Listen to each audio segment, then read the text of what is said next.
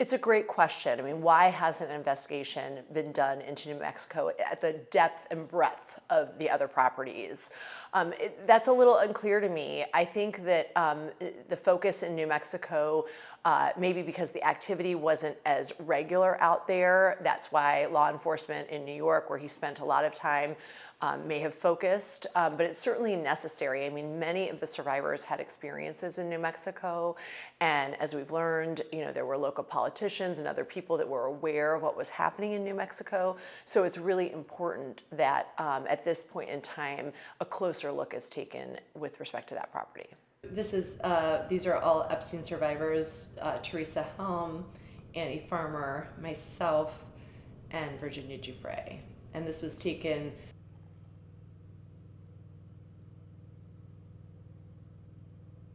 The allegations of abuse that have been made public relate to that type of conduct that Epstein regularly required her and frankly others to participate in, which often was a massage that would then lead to sexual abuse.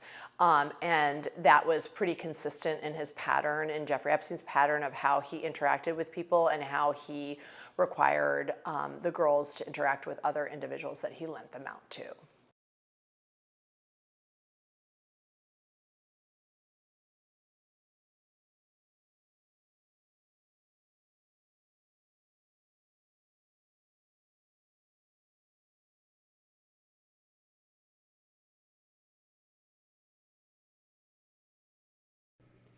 Yeah, it's so hard. I mean, I will tell you that there's not a day that goes by that I don't miss her tremendously.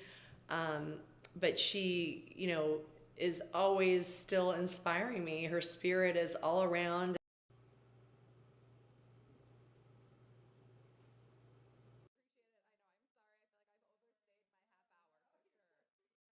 She was always trying. I mean, her whole mission was to bring light to what happened and to expose what happened. And, she was assaulted many, many, many times, unfortunately, in New Mexico. And, she's aware of others who were as well. And so I think for her, seeing New Mexico pay attention to this would be, very important.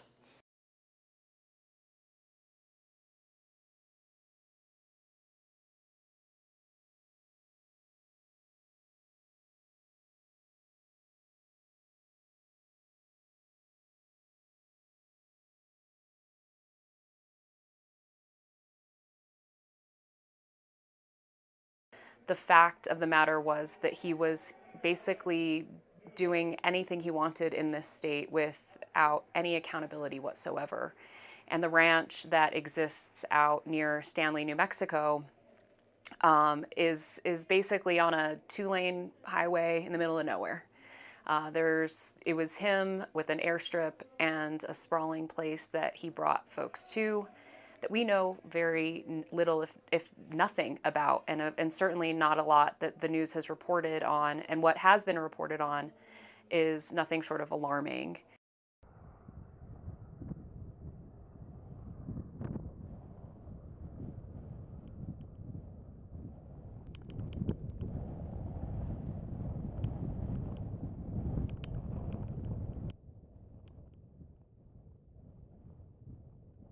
Well, one of the sort of accounts that sticks with me already is that he was a known sort of gallivanter, ladies' man around town.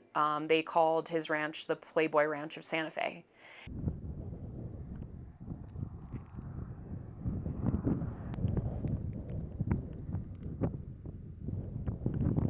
And so to think that this was happening for decades, that this predator was preying upon women, people in our community, is not only terrifying, it's just abhorrent that we couldn't turn every stone over at the time that he could be held accountable.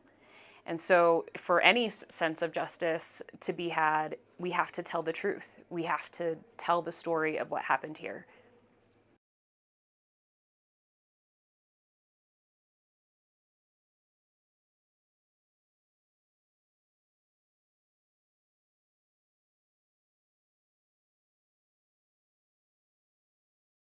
From my understanding, it was one of Jeffrey Epstein's largest, most exquisite pieces of property. You know, it's very remote. It's in a very remote area, and it's gigantic. It's a mansion.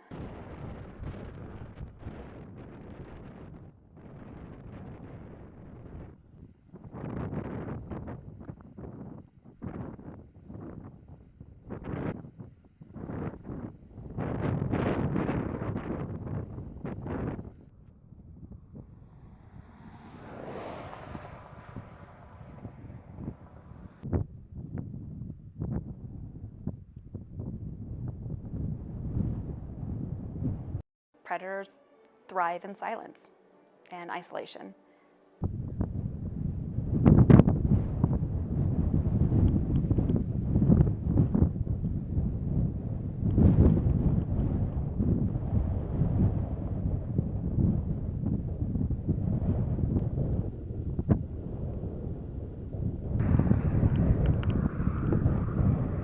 Yeah, so it actually started with Representative Romero. She approached me and she said, hey, did you know that there was never a full investigation done on Zorro Ranch here in New Mexico?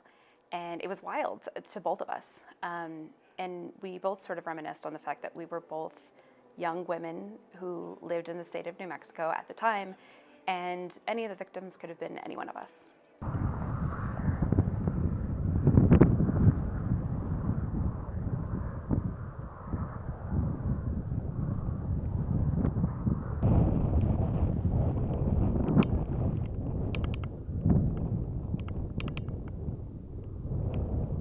Because so many people knew about it.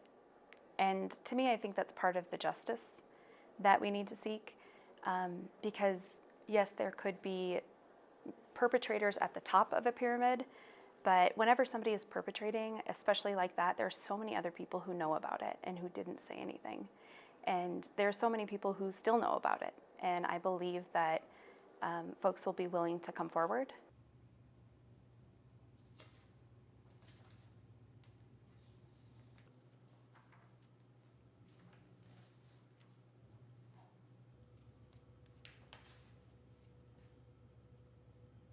So much of this was recorded. We're seeing now Jeffrey Epstein's own email traffic coming out, you know, other individuals who were interfacing with him. So there is still a lot to be learned about what happened in New Mexico, and there are a lot of records that will help prove the truth of the allegations that the survivors have brought forward.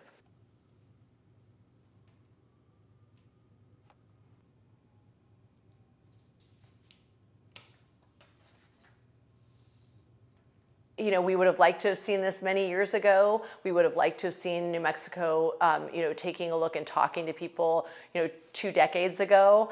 But what we're learning is that the information is still there. So it's not too late to conduct a really thorough investigation and hold people accountable for the crimes they committed. I think part of why we're so compelled to do this as a state is that we haven't seen the federal government take the necessary action to tell the truth, to be transparent, to get the information out to the public that we have all been asking for. I was in Australia, and it's like one right after the other. Yeah, I stopped archiving. And the verbiage is. I never knew I was a bigot, but That's all right. Yeah, I know. You get like kind of thick skin. Yeah. And find his constituents. so in my O'Connor, I said, well, go through it. Because it's like you only have so much, like in terms of capacity too, where it's like barrels per round. With the sale, you grab. Oh, those are so. Oh, you're watching with. It needs to be investigated, because if there are viable cases and we have victims who want to prosecute and we have people who are still alive to prosecute, we need to do something for those victims. Sickening. It needs to be, I believe that's why we're going after this fact-finding mission, is to run it to ground.